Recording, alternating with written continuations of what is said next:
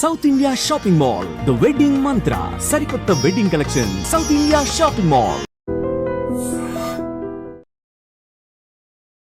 ప్రభుజీ, కొంతమంది అనుకుంటారు నేను భగవంతుడి ధ్యాసలోనే ఉండాలి, ఆయన మొత్తం ఆయనకే అంకితం అయిపోవాలి అంటే కుటుంబ వ్యవహారాల్లో ఉంటుంటారు, కానీ ఎక్కువగా నేను ఆధ్యాత్మికం వైపు నడవాలి అనుకుంటున్నాను అనుకున్నా కూడా మనసు అనేది ఏకాగ్రత ఉండదు.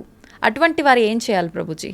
ఇలాంటివన్నీ గొడవలైనాక నెక్స్ట్ మూమెంట్ అనిపిస్తుంది నిజంగానే. తర్వాత అయిపోయాక అంత బాగుంది దేవుడి పక్కన మనము మన సంసారంలో ఉంటాం. అవునవును, దీన్ని శ్మశాన వైరాగ్యము అని అంటారు. కాబట్టి దీంతో పనికి రాదండి. మనము to start with regular spiritual practice ఉండాలి. మనం ఏమనుకుంటామంటే ఇప్పుడు నేను మొత్తము కూడా ఈ సంసారంలో ఉంటాను, ఒక సమయానికి సంసారానికి పులి స్టాప్ పెట్టేసి మొత్తం ఆధ్యాత్మికం అయిపోతాను. అలా అవ్వదండి ఎప్పుడు కూడా. మనము బ్యాలెన్స్ నేర్చుకోవాలి, మనకి ప్రియారిటీస్ ఉండాలి. కాబట్టి అలా మొత్తం వెళ్ళిపోతాను, మొత్తం మునిగిపోతాను అని చాలామంది మాకు కూడా చెప్తూ ఉంటారు. ప్రభుజీ ఇంకొక 4 సంవత్సరాలు వెయిట్ చేయండి, 4 సంవత్సరాల తర్వాత నువ్వు ఉంటావా లేదో తెలియదు కదా. అవును, ఎవరు ఉంటారో లేదో తెలియదు కదండి. ఒక నెక్స్ట్ క్షణంలోనే ఏమవుతుందో చెప్పలేం కదండి. నిజమే ప్రభుజీ. దేహినాం క్షణ భంగురహ అని అంటారు. తామరాకు పైన నీటి బొట్టు లాంటిది అనమాట మానవ జన్మ. ఇప్పుడు చూస్తున్నాం మనం, అసలు ఆశ్చర్యపోతున్నాం. అసలు మీరు ఎప్పుడైనా ఇంటర్నెట్లో చూసారనుకోండి, ఒకళ్ళు ఇలా పెళ్లిళ్ళల్లో డాన్స్ చేస్తూ వెళ్ళిపోతారు, చిన్న చిన్న పిల్లలు. ఇప్పుడు వయసుతో సంబంధం లేదు హార్ట్ అటాక్ రావడానికి. అలానే ఎవరికైనా వస్తుంది అని కాదండి, మనకి తెలియదు ఎవరికి ఏమవుతుందో అనే విషయం. అవును.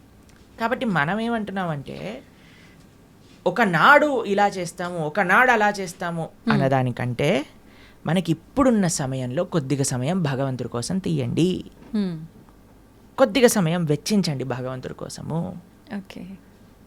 వెచ్చించి చక్కగా దాన్ని మంచి ఆధ్యాత్మిక మార్గంలో యూజ్ చేయండి. ఎందుకంటే అదే మనకి శాశ్వతమైన ఫలితాన్ని ఇస్తుంది. స్వల్పమప్యస్య ధర్మస్య త్రాయతే మహతో భయాత్ అని కృష్ణుడు భగవద్గీతలో చెప్పారు. నువ్వు ఇంత చేస్తే నీకు ఇంత ఇస్తా, ఇంతగా కృష్ణుడు స్వీకరిస్తాడటండి. ఇంత చేస్తే మనం ఇంత చేస్తే భగవంతుడు ఇంత అనుకుంటాడట దాన్ని. కానీ ఈ ప్రపంచంలో వాళ్ళకి ఇంత చేసినా సరే వాళ్ళు అనుకుంటారు ఏం చేశాడు వీడు నాకు, పెళ్ళిళ్ళల్లో ఇలానైనా మమ్మల్ని చూసుకునేది, అలానైనా మమ్మల్ని చూసుకునేది అని కొట్లాటలు పెట్టడానికి జనాలందరూ రెడీగా ఉంటారు. కానీ భగవంతుడు రివర్స్. కానీ మనం ఈ ప్రపంచంలో ఉండే వాళ్ళందరినీ సాటిస్ఫై చేయడానికి ప్రయత్నం చేస్తున్నాం, ఈజీగా సాటిస్ఫై అయ్యే భగవంతుని వదిలేస్తున్నాం. అది మనం చేసేదన్నమాట. కానీ మనం ఏమంటున్నామంటే బ్యాలెన్స్డ్గా ఉండండి. మంచిగా ప్రతిరోజు కొద్ది సమయమైనా గీత చదువుకోవడానికి. మీరు చూడండి, ఏ మతం వాళ్ళైనా అండి చిన్నప్పటి నుంచి పిల్లలకి నేర్పిస్తారు వాళ్ళ మతం ఏంటి, వాళ్ళ సాంప్రదాయం ఏంటి, అసలు వాళ్ళ పుస్తకాలు ఏంటి, పుస్తకాలు చదవటం కానీ వాళ్ళ యొక్క ఉత్సవాలు. మనకి ఎప్పుడు చిన్నప్పటి నుంచి ఎంజాయ్మెంట్ ఎంజాయ్మెంట్ ఎంజాయ్మెంట్ ఎంజాయ్మెంట్ తప్ప మిగతాది ఏమీ మనం నేర్పించట్లేదు. ఎంతమంది తల్లిదండ్రులు పిల్లలకి గీతా భాగవతాదులు చెప్తున్నారు చెప్పండి ఒకసారి? చాలా తక్కువగా ప్రభుజీ. అప్పుడు మన ధర్మం ఎలా ముందుకెళ్తుంది చెప్పండి? కాబట్టి మనం జాగ్రత్తగా కొద్దిగా టైం తీసుకొని ప్రతిరోజు కానీ మనం చదువుతూ పిల్లలకి చెప్తూ ఉంటే అప్పుడు కరెక్ట్ సమాజం అనేది మంచిగా ఉంటుంది, దృఢంగా ఉంటుంది. అది ముఖ్యం అన్నమాట. ఓకే ప్రభుజీ, వింటుంటాం సాధారణంగా పెద్దవాళ్ళు అంటుంటారు వీడు కారణ జన్మురా అని చెప్పి. అసలు నిజంగా కారణ జన్ములు అంటే ఎవరు ప్రభుజీ? సృష్టిలో ఉన్న ప్రతి ఒక్కరూ కారణ జన్ములే అంటారా? కారణ జన్ములు అనేదానికంటే కర్మ జన్ములు అనడం బెటర్ ఏమో. ఎందుకంటే అందరూ వాళ్ళ కర్మ ఫలితంగా జన్మిస్తూ ఉంటారు. కారణ జన్మలు అని అంటే ఎవరైతే మహానుభావులు ఉంటారో, మహాభక్తులు ఉంటారో, ప్రపంచంలో ఉండే వాళ్ళందరినీ భక్తి మార్గంలో ధార్మికంగా నడిపించడానికి ప్రయత్నం చేస్తూ ఉంటారో, వాళ్ళ ఆచరణ ద్వారా, శాస్త్ర అధ్యయనం ద్వారా 10 మందికి మంచి చేయడానికి ప్రయత్నం చేస్తుంటారు. అటువంటి మహానుభావులు కారణ జన్ములుగా మనం చెప్పొచ్చు. ఎంతో మంది మహానుభావులు మన భారతదేశంలో కారణ జన్ములుగా ఒక ప్రయోజనం కోసం అవతరించిన వాళ్ళు ఉన్నారు. మన ఆచార్యులు జగద్గురు శంకరాచార్యులు కానీ, జగద్గురు మధ్వాచార్యులు కానీ, జగద్గురు రామానుజాచార్య స్వామి వారు, శ్రీ చైతన్య మహాప్రభు, వల్లభాచార్యులు, శ్రీల ప్రభుపాదులు వారు, ఇటువంటి మహానుభావులు జన్మిస్తారు. వాళ్ళని కారణ జన్ములు అని అంటారనమాట. కానీ మనలాంటి జీవులందరం కూడా మన కర్మ ఫలితాన్ని అనుభవించడానికి జన్మించిన వాళ్ళమే అనమాట. మనం చేసుకున్న పుణ్య పాపాలను అనుభవించడానికి ఈ ప్రపంచంలోకి వచ్చాం.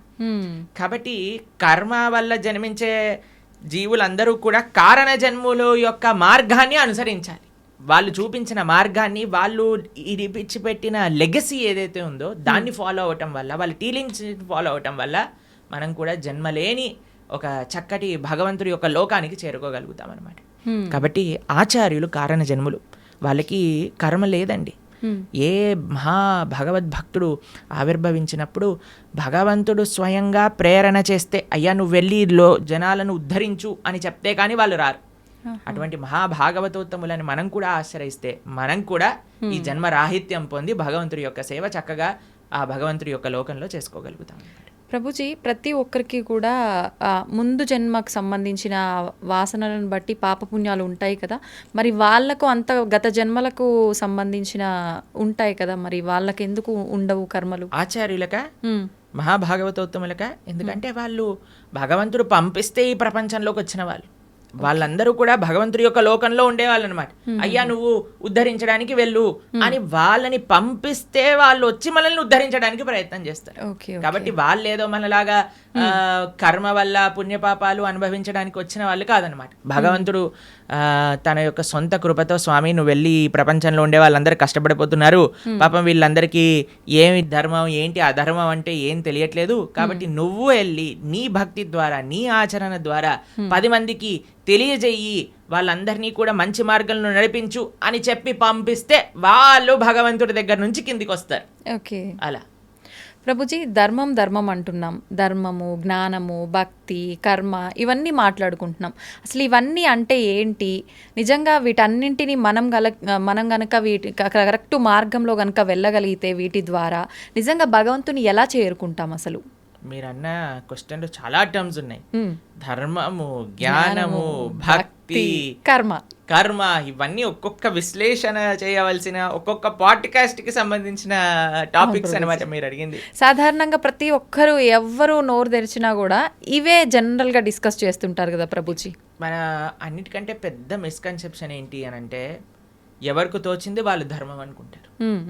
నాకు తెలిసిందే ధర్మము, అంతే, నేను ఇది ఇలా చేశాను కాబట్టి ఇదే ధర్మము, నాకు ఇలా తెలుస్తుంది కాబట్టి ఇదే భక్తి, నేను ఇచ్చేస్తాను ఇదే నాకు జ్ఞానము, నాకున్నదే గొప్ప జ్ఞానము. ఇదంతా కాదండి, చాలా సింపుల్. ధర్మస్తు సాక్షాత్ భగవత్ ప్రణీతం.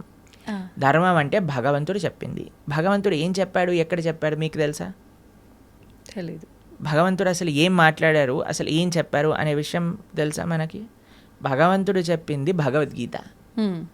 మనకి బేసిక్ ధర్మం ఎవరైనా అనుకున్నారనుకోండి, అరే నాకు మన సనాతన ధర్మంలో చెప్పిన ధర్మం ఏంటి తెలుసుకుందాము అని అనుకుంటే వాళ్ళు అసలు ఏం చదవాలి? భగవద్గీత చదవాలి ప్రభుజీ.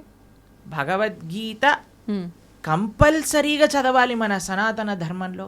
ఎందుకంటే అది ప్రస్థానత్రయములో ఒక పుస్తకం. అన్నిటికంటే మెయిన్ ఫిలాసఫికల్ అండర్స్టాండింగ్, అసలు ధర్మం అంటే ఏమిటి అని తెలుసుకోవడానికి, సనాతన ధర్మం అంటే ఏమిటి తెలుసుకోవడానికి భగవద్గీత తప్పకుండా అధ్యయనం చేసి ఉండాలి. ఎంతమంది హిందువులు భగవద్గీత చదివిన వాళ్ళు ఉన్నారు చెప్పండి? ఎంతమంది అధ్యయనం చేసిన వాళ్ళు ఉన్నారు చెప్పండి? చాలా మందికి ఇంట్రెస్ట్ ఉందండి. ఎందుకంటే కాలం వాళ్ళైతే చదువుతుంటారు. మీరు అలా అనుకుంటున్నారు. మేము ఇప్పుడు భగవద్గీత నేర్పిస్తున్నప్పుడు 3rd క్లాస్ పిల్లల నుంచి 10th క్లాస్ పిల్లల వరకు ఎంతోమంది పిల్లలు కూడా భగవద్గీత పూర్తిగా అధ్యయనం చేయడానికి రెడీగా ఉన్నారు, చేస్తున్నారు కూడా, ఎగ్జామ్స్ కూడా రాస్తున్నారు. పిల్లలు నోట్బుక్ పెట్టుకొని భగవద్గీత నోట్ డౌన్ చేసుకుంటుండే పిల్లలు చాలామంది మన దగ్గర ఉన్నారు. మా యూట్యూబ్ ఛానల్లో మేము భగవద్గీత చెప్పినప్పుడు సుమారుగా 10 లక్షల మంది వీక్షించారు. కాబట్టి ఉన్నారు జనాలు, కానీ ఆ అవేర్నెస్ ఇంకా పెరగాలి. అవును, భగవంతుడు చెప్పింది ధర్మం కానీ ఇక్కడ అక్కడ చెప్పింది ధర్మం కాదు, వీడు వాడు చెప్పింది ధర్మం కాదు.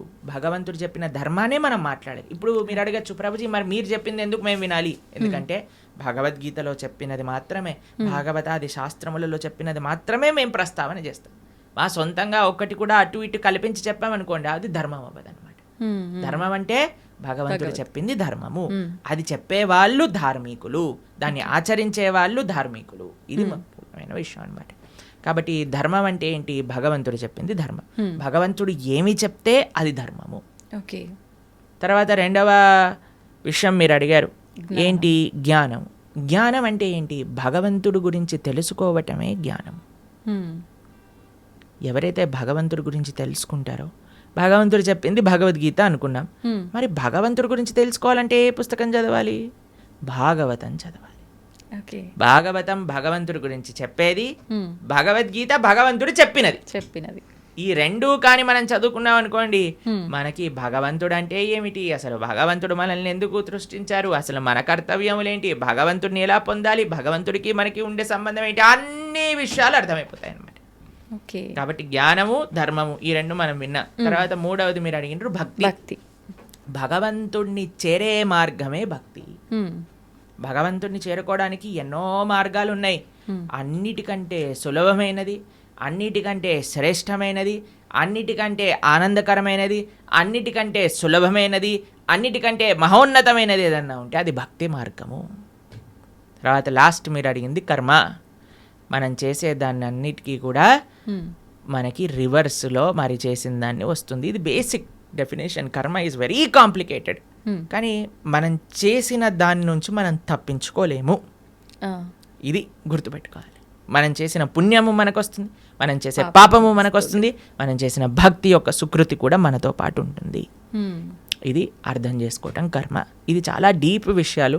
మళ్ళీ ఎప్పుడైనా మనకి సమయం ఉన్నప్పుడు కర్మ గురించి, జ్ఞానం గురించి, భక్తి గురించి, అలానే ధర్మం గురించి ఇంకా మనం డీప్గా డిస్కస్ చేసుకోవచ్చు అన్నమాట.